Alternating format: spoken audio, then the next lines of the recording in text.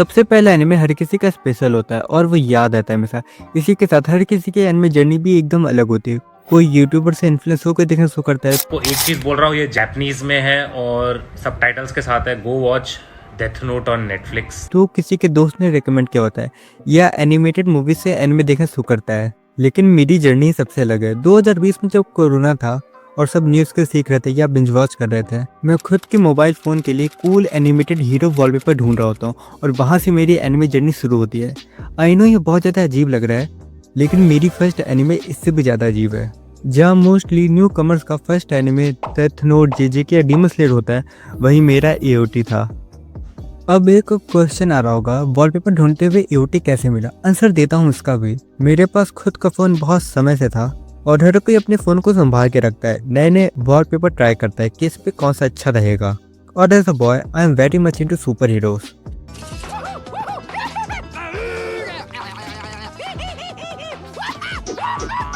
तो मैंने एक दिन गूगल पे सर्च किया कूल एनिमेटेड वॉलपेपर। उसके बाद जैसे मैंने इमेज सेक्शन को खोला, मेरे सामने एक लड़का था और उसके पीछे एक बड़ा सा इंसान था, वो भी हरी आंखों के साथ। और जब नाम पढ़ा iron Jaeger, the coolest name जो मैंने आज तक कभी सुना हो, मुझे वो इमेज इतना ज़्यादा अच्छा लग गया कि मैंने ढूंढना स्टार्ट कर दिया कि ये कोई मूवी है या कोई सीरीज है। और तब जाकर पता चला कि ये एनिमे है। लेकिन मैंने यूटी को सिंपल एनिमेटेड सीरीज सोच के स्टार्ट किया था, लेकिन उसका पहला एपिसोड ही अनएक्सपेक्टेड था मेरे लिए। जरा सा खुद सोचो, जहाँ बाकी एनिमे का पहला एपिसोड हीरो का इंट्रोडक्शन होता है, वहीं इसका पहला एपिसोड ही मोस्ट हार्ट ब्रेकिंग सीन से स्टार्ट होता है। लेकिन एक वार्निंग है, I am gonna reveal AOT थोड़ा सा, तो अगर तुम देख रहे हो या देखना चाहते हो तो वीडियो को लीव कर सकते हो। दोबारा वीडियो में चलते हैं।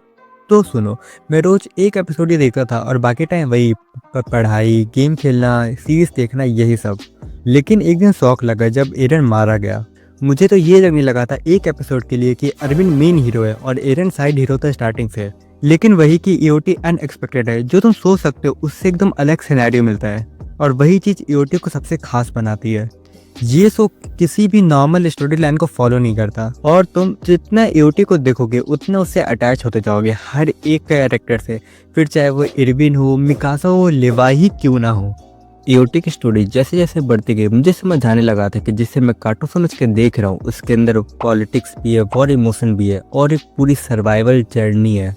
और इतनी ज़्यादा अच्छी कि तुम्हारे दिमाग के किसी कोने में हमेशा के लिए छप जाती है कि तुम जब भी चाहो इसको याद कर सकते हो, वो इमोशन फील कर सकते हो। लाइक वो इरविन की स्पीच जिसने तुम्हें पूरी तरह से हाइप अप कर दिया था।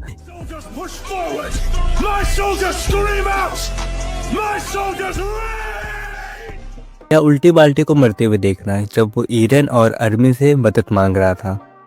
ये सब मुझे पूरी तरह से याद है और मैं शर्त लगा सकता हूँ कि जिसने भी एओटी देखा है उसे भी पूरी तरह से ये सीन याद होगा। और बस इतना नहीं, एओटी तुम्हें सिर्फ एक व्यूअर की तरह एंटरटेन नहीं करता, हर एक सीन और हर एक ब्लड तुम्हारे दिमाग में हमेशा के लिए रजिस्टर हो जाता है। इसको देखने के बाद मानो या ना मानो, लेकिन तुम थोड़ा इमोशनली स्ट्रांग हो जाते हो। एक और चीज एओटी का सबसे अलग है और वो है उसका ग्रे नेचर। उसमें कोई हीरो या विलेन है ही नहीं, सब जो कर रहे हैं वो उनके हिसाब से मोरली सही है। सिंपल बोलो तो सबका अपना मोटिव है और सबकी अपनी कहानी है। एग्जाम्पल में जीकी को देखो, जब स्टार्टिंग में देखोगे उससे लगेगा डैम ये मंकी विलन है, लेकिन लास्ट आते आते उसकी स्टोरी जब अनफोल्ड होती है और उसकी थिंकिंग तुम्हें समझ में आती है पेन के साथ, तो लगता है यार ये इतना बुरा भी नहीं था। और यहाँ तक तुम्हें ये भी समझ में आता है कि ईरन भी ना हीरो है और ना ही वो विलन है, वो तो बस विन डीजल है फॉर द फैमिली, मतलब फैमिली फर्स्ट। उसने जो भी किया वो सही भी है और एट द सेम टाइम वो गलत भी। और अगर लग रहा है तुम्हें कि समझ आ गया एओटी की कहानी, तो मैं बता दूं कि मैंने ये सब ऊपर ऊपर से बताया है। मेन कहानी तो बची हुई है और उसी रीजन से एओटी को मास्टरपीस भी कहा जाता है। देखो, बहुत सारे एनिमे मास्टरपीसेस लाइफ लेसन सिखाते हैं, लेकिन एओटी ने लाइफ पर्सपेक्टिव सिखाया है, लाइक सैक्रिफाइस, लॉयल्टी और इवन होप। एओटी जब एंड हुआ तो ऑलमोस्ट हर कोई रोया ही था। मतलब सोच रहे हो, इतना ज्यादा अच्छा कनेक्शन बन जा रहा कि बस खत्म होते हुए देख ही ना पाना। लेकिन इसका लास्ट एपिसोड बहुत ज्यादा ही होलसम है। You will love it, please watch. और एओटी की सबसे बड़ी खासियत यह है, जो मुझे लगता है कि ये तुमसे क्वेश्चन पूछता है, क्या तुम अपने फैमिली के लिए वर्ल्ड के अगेंस्ट जा सकते हो?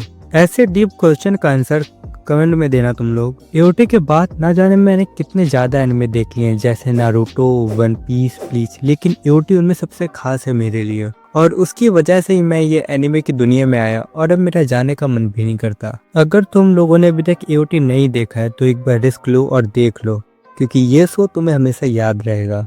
ये वीडियो स्टोरी टेलिंग से पता नहीं कब एनिमे रिव्यू में चेंज हो गई, लेकिन जब चेंज हो ही गई है और अगर तुम लोग देख रहे हो तो एक और चीज़ सुन लो, एओटी का एनिमेशन एकदम कमाल का है। मापा और विट स्टूडियो ने इतने ज़्यादा अच्छा काम किया है कि एक एक खून का बूंद बहते हुए साफ साफ दिखता है।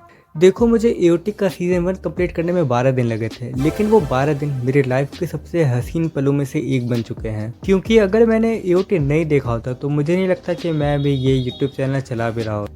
अब सिंपल सी बात है, मैंने हाल ही में स्क्विड गेम सीजन 2 देखा है, so we are going to play a game. देखो, यहाँ पर 3 एओटी के कैरेक्टर्स हैं, गाबी, एनी और फ्लॉज। और जो नॉन एओटी वॉचर्स हैं उन्हें बताना है कि इनमें से कौन सबसे ज़्यादा बेकार है, और जो एओटी वॉचर्स है वो उन लोगों को जज कर सकते हैं। कमेंट बॉक्स खुला हुआ है। इसी के साथ ये वीडियो होता है खत्म और मेरी फर्स्ट स्टोरी टेलिंग भी, और तुम लोग करो रेट 5 में से इस स्टोरी टेलिंग वीडियो को और मेरे चैनल को बिंज वॉच कर लो। इसी के साथ हॉरर में चैनल को भी सब कर सकते हो, ये भी मेरा ही चैनल है और बहुत जल्दी उस चैनल पे लॉन्ग वीडियो भी स्टार्ट करने वाले हैं, लेकिन तब तक के लिए शॉर्ट्स हैं तो जाओ देखो।